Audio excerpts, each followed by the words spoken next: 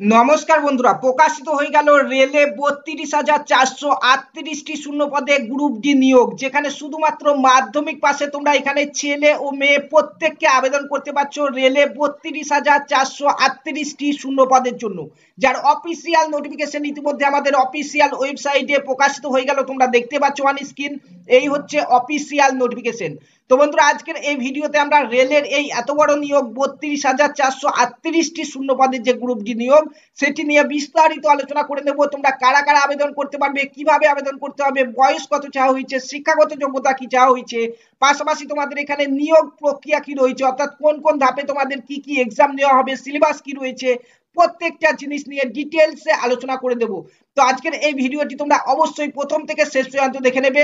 তোমরা দেখতেই পাচ্ছ, এই হচ্ছে অফিসিয়াল নোটিফিকেশন, যেটি গভর্নমেন্ট অফ ইন্ডিয়ার তরফ থেকে রেলওয়ে রিক্রুটমেন্ট বোর্ডের তরফ থেকে প্রকাশিত হলো, যেখানে তোমাদের অনলাইনে অ্যাপ্লিকেশন ইতিমধ্যে আজ থেকেই শুরু হয়ে যাচ্ছে। তোমরা এখানে দেখতে পাচ্ছ 23/1/2025 তারিখ, অর্থাৎ আজ থেকেই তোমরা কিন্তু অনলাইনে এই রেলে 32,438টি শূন্য পদের জন্য ফর্ম ফিল আপ করতে পারবে, যেটি চলবে 22 ফেব্রুয়ারি 2025 তারিখ পর্যন্ত, অর্থাৎ এক মাস তোমরা এখানে টাইম পাচ্ছ।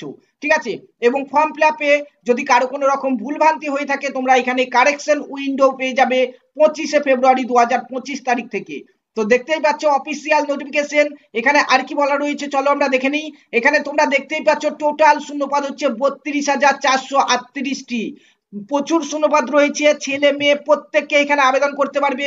বয়সের ব্যাপারটি একটু পরে আলোচনা করে নিচ্ছি। বেতন দেখো, 18,000 টাকা বেতন রয়েছে, প্লাস তোমাদের মেডিকেল স্ট্যান্ডার্ড আলাদাভাবে কিন্তু রয়েছে এখানে। ঠিক আছে, এছাড়া আর কি বলা রয়েছে তোমাদের নোটিফিকেশনে চলো দেখে নিই। এখানে এজ লিমিটটি তোমরা ভালো করে দেখে নাও। এজ লিমিটে বলা রয়েছে তোমাদের এখানে 18 থেকে 33 বছর পর্যন্ত নরমালি দেওয়া হয়, কিন্তু কোভিড-19 সিচুয়েশনের জন্য এখানে তোমাদের বয়স বাড়িয়ে 18 থেকে 36 বছর বয়স পর্যন্ত কিন্তু যারা রয়েছে প্রত্যেককে এখানে আবেদন করতে পারবে জেনারেলরা। এসসি এসটি ওবিসিদের জন্য আলাদাভাবে আবারও বয়সের ছাড় দেওয়া হয়েছে, সেটি দেখতে পাচ্ছ নিচের দিকে। দেখতে পাচ্ছ এখানে যারা ওবিসি ক্যান্ডিডেট রয়েছে তারা এক্সট্রা 3 বছরের ছাড় পেয়ে যাচ্ছে এখানে বয়সে, অর্থাৎ তোমরা 18 থেকে 36 প্লাস 3 39, 18 থেকে 39 বছর বয়স পর্যন্ত আবেদন করতে পারবে। এসসি এসটিটা এখানে 18 থেকে 36 প্লাস 5 অর্থাৎ 41 বছর বয়স পর্যন্ত কিন্তু তোমরা এখানে আবেদন করতে পাচ্ছ। এছাড়াও এক্স সার্ভিসম্যান এবং অন্যান্য ক্যাটাগরির প্রার্থীদের জন্য কিন্তু এখানে আলাদাভাবে বয়সের ছাড় দেওয়া হয়েছে, তোমরা চাইলে এখান থেকে দেখে নিতে পারো নোটিফিকেশন থেকে। তো দেখতে পাচ্ছ এখানে প্রত্যেকের জন্য কিন্তু বয়সের ছাড় এখানে দেওয়া রয়েছে। এবার আসি এডুকেশনাল কোয়ালিফিকেশন। তো এডুকেশনাল কোয়ালিফিকেশনে তোমাদের এখানে সিম্পল মাধ্যমিক পাস চাওয়া হয়েছে, তোমরা দেখতে পাচ্ছ। কারো যদি টেকনিক্যাল ডিগ্রি থেকে থাকে সেও আবেদন করতে পারবে, কারো যদি টেকনিক্যাল ডিগ্রি না থেকে থাকে, শুধুমাত্র মাধ্যমিক পাস করে থাকে, তবুও কিন্তু সে এখানে আবেদন করতে পারছে।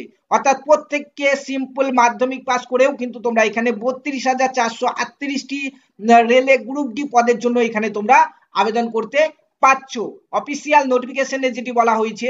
এরপরে দেখতে পাচ্ছ এক্সামিনেশন ফিস।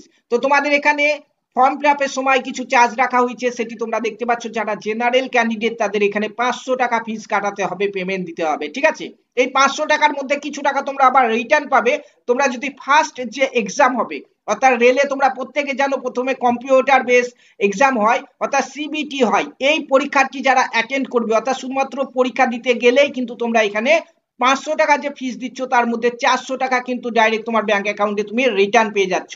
ঠিক আছে, এবং এসসি এসটি এবং মাইনরিটি কমিউনিটি যারা ক্যান্ডিডেট রয়েছে এখানে দেখতেই পাচ্ছ তোমাদের এখানে 250 টাকা ফিস পেমেন্ট করতে হবে, অর্থাৎ ফর্ম ফিল আপের সময় 250 টাকা পেমেন্ট কিন্তু তোমাদেরকে করাতে হবে।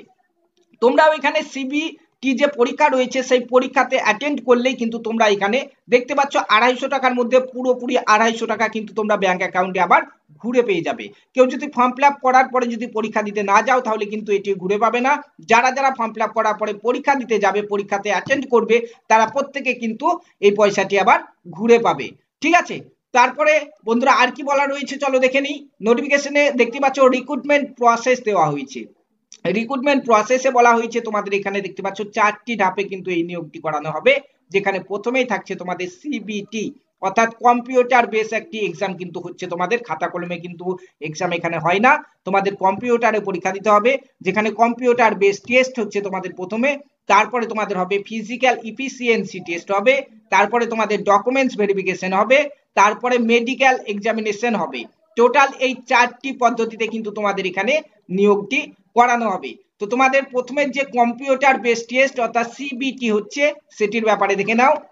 এখানে বলা রয়েছে সিবিটিতে টোটাল তোমরা 90 মিনিট অর্থাৎ 1.5 ঘন্টার সময় কিন্তু তোমরা এখানে পাচ্ছ, যেখানে তোমাদের টোটাল 100টি প্রশ্ন কিন্তু এখানে থাকবে। প্রত্যেকটি প্রশ্নে 1 নম্বর করে রয়েছে। সিলেবাস দেখে নাও, বলা হয়েছে জেনারেল সায়েন্স থেকে তোমাদের 25টি কোশ্চেন থাকবে 25 নম্বরের, ম্যাথামেটিক্স থেকে তোমাদের থাকবে 25টি কোশ্চেন 25 নম্বরের, জেনারেল ইন্টেলিজেন্স অ্যান্ড রিজনিং থেকে তোমাদের 30টি কোশ্চেন থাকবে 30 নম্বরের, এবং general awareness and current affair থেকে থাকবে তোমাদের 20টি প্রশ্ন 1 নম্বর করে 20 নম্বরের।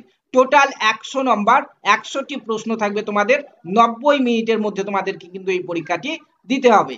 ঠিক আছে, তো বন্ধুরা তারপরে আর কি বলা রয়েছে চলো আমরা দেখে নিই। এখানে নিচের দিকে দেখতে পাচ্ছ এই পরীক্ষাতে কিন্তু নেগেটিভ মার্কিং রয়েছে, দেখতে পাচ্ছ এখানে 1/3 নেগেটিভ মার্কিং কিন্তু এখানে তোমাদের রয়েছে, 1/3 মার্ক কিন্তু তোমাদের এখানে নেগেটিভ মার্কিং রয়েছে।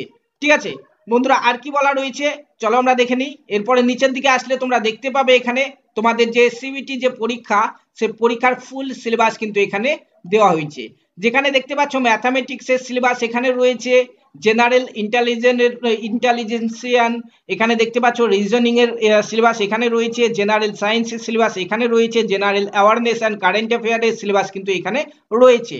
তো যারা যারা এখানে ফর্ম ফিল আপ করবে তোমাদেরকে আলাদা আরেকটি ভিডিওতে তোমাদের ফুল সিলেবাস নিয়ে আমি আলোচনা করে দেবো। এখানে ইংলিশে রয়েছে, তোমরা চাইলে কিন্তু ভিডিওটি পজ করে দেখে নিতে পারো। তো এছাড়াও তোমাদেরকে পুরো বাংলাতে আমি কিন্তু একটি সিলেবাসের ভিডিও দিয়ে দেবো, তার জন্য ভিডিওতে কমেন্ট করে জানাও কারা কারা সিলেবাস পেতে চাইছো। এরপরে তোমাদের হয়ে যাচ্ছে ফিজিক্যাল ইফিসিয়েন্সি টেস্ট, দেখতে পাচ্ছ পিইটি, যেখানে তোমরা দেখে নাও মেল ক্যান্ডিডেট অর্থাৎ যারা পুরুষ রয়েছে তাদেরকে কিন্তু প্রথমে এখানে দেখতে পাচ্ছ 35 কেজির ওজন নিয়ে দেখতে পাচ্ছ 100 মিটার দৌড়তে হবে তোমাদেরকে 2 মিনিটে। ঠিক আছে, 35 কেজি ওজন নিয়ে এটা। ঠিক আছে, এরপরে তোমাদের রান হবে, দেখে নাও দেখতে পাচ্ছ এখানে 1000 মিটারের রান হবে, যেটি তোমাদেরকে 4 মিনিট 15 সেকেন্ডের মধ্যে কিন্তু কভার করতে হবে।